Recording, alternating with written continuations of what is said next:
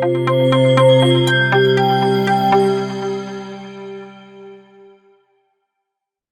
everyone, my name is Ibad and I am the CEO and the founder of TheKonector. And this is my second video about product sourcing. In the first video, we discussed how to do sourcing on Alibaba, what are the different platforms from which we can source our products to sell on Amazon. And I discussed about the pitches in the first video, how to find the right supplier, how to see if the supplier is the trader or the wholesaler or the manufacturer itself. Okay, so in this video, I'm going to discuss what is the criteria of choosing the right supplier, and it is going to be the advanced check as well. It consists a lot of checks, and we are going to discuss all of them in this video. Let me just share the screen and we can move forward with it. Okay, so I made this supplier selection criteria sheet, and I do normally use this when we launch a product. And it's just not, launching a generic product. We launch every product with branding. We do take care about the customization. We do take care about the development of the product, and it consists of a lot of things. And choosing the supplier is the main thing. That is technically the key to your success, because if the quality and everything is good, the lead time is good, the factory is good, the supplier is good, eventually we are going to save a lot of so for example, we chose this product just for example, and we have communicated with all the suppliers, and we have, let's say we have 10 suppliers, and right, and we have asked them for the samples. Now we do have the samples, we do have checked the quality and everything. So we'll just come here and we'll, the supplier name, you can write the supplier name ABC, I don't know, whatever it is. And this is going to be the number. First check is of course the quality. So in out of 10, we are going to give them the numbers. For example, I can say the quality is 8, and this is going to be the price of the supplier. Whatever the DTP price is or the EXW price, it totally depends on you. But we normally, consider the DTP price because that is the price from which we calculate our profit margin on. We're going to see the age of the company, the trade assurance. If you have trade assurance, you can just write yes. If not, just write no. Communication with supplier, you're just going to give a number here, and you can see whatever the supplier is the best with the communication. And if it is a factory, that is going to be the 10 point. For example, if it's a trader, that is going to be the 5 points. And if it's a wholesaler, you can give 1 2 points or 0 points, right? The wholesaler is the end of our list, the factory is our top of our list, and we can move with traders sometimes because sometimes our product is very generic, but the traders do help us in the customized packaging and maybe the thank you card or the instructions, so it doesn't matter. The next one is the specialization of the factory. Of course, I did tell you if there is some factory which includes, the import and export, that is going to be traded. And there are going to be factories which is, good in their own domains, right?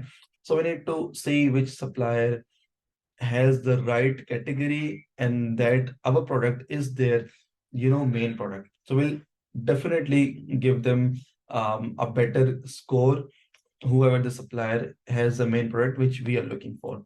Okay, MOQ, normally many suppliers are not flexible in MOQ, but if you do communicate well, they can move with the low MOQ as well. You can, simply say, okay, this is our test order, and I'm going to make another video about the negotiation skills and how we can do the negotiation with supplier. Okay, the next one is of course the cost per unit, which is EXW price. Okay. And the next one is your lead time. Lead time is going to be your product manufacturing time plus your shipment time. Some suppliers can give you good lead time because of, their efficiency in the machinery and the orders and all this stuff. And some suppliers are going to give you late lead time. So of course, the suppliers who are giving you good lead time are your suppliers, right? You can move it. Does supply do customization if you want to add any USP, unique selling point in the product or not? So you need to see that as well. Of course, the customization packaging, we have our own, packaging, what we give to suppliers. It can be a white box, it can be a printed box, but it should consist of a logo. Move with the brand. So it's really important for us to have a supplier who can customize our own logo and everything on the packaging. The next one is the factory audit.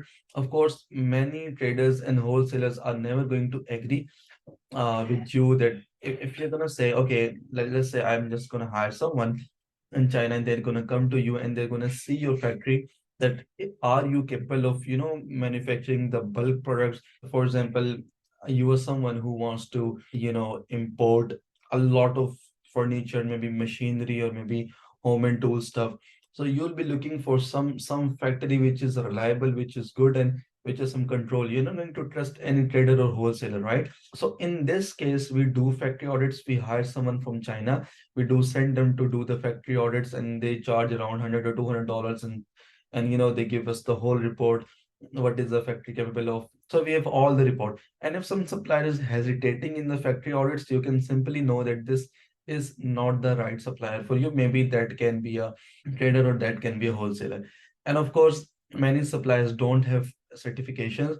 For example, we had a baby product which we were selling on Amazon, and all of a sudden, Amazon asked us for the certifications, and we reached back to suppliers, and they didn't have those certifications, right?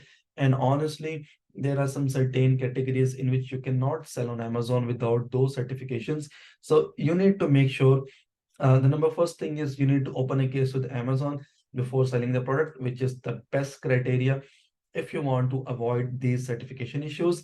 But again, even if you're doing sourcing, you can simply ask your suppliers that what kind of certifications do you have regarding this product. Many products don't need certification, but again, many categories products do need certification. So you need to take care about this as well. And again, there are some certain products in which Chinese suppliers have their patent on. For example, you were selling one product and that supplier was kind of playing a monopoly in the market. They had the patent in China, they had the patent in USA as well. And they were selling in USA and they were the only manufacturer. And there were many other sellers that was selling the same design in USA. But that supplier had patent on that particular design, and we had a lot of issues, honestly, because we did manufacture the same product from another supplier and we got the patent infringement. So yeah, you need to take care about the design as well, and you need to ask, because suppliers do know if this design is patented or not.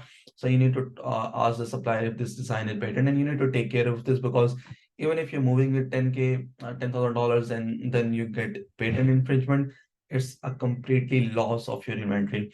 Technically, it patent comes in the product hunting and product research part, but I'm just telling you in the sourcing part because we do take care of this.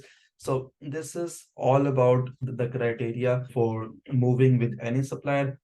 Initially, when we source any product, we have at least 6 to 8 suppliers that fulfills the criteria, and then we figure out, okay, what supplier is the best, if the supplier is fulfilling all the criteria and all the stuff.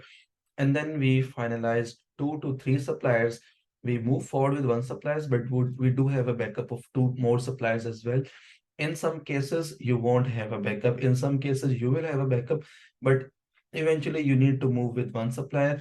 And then I hope this video will help you, and I hope this criteria will help you find the right supplier. Thank you so much for the video.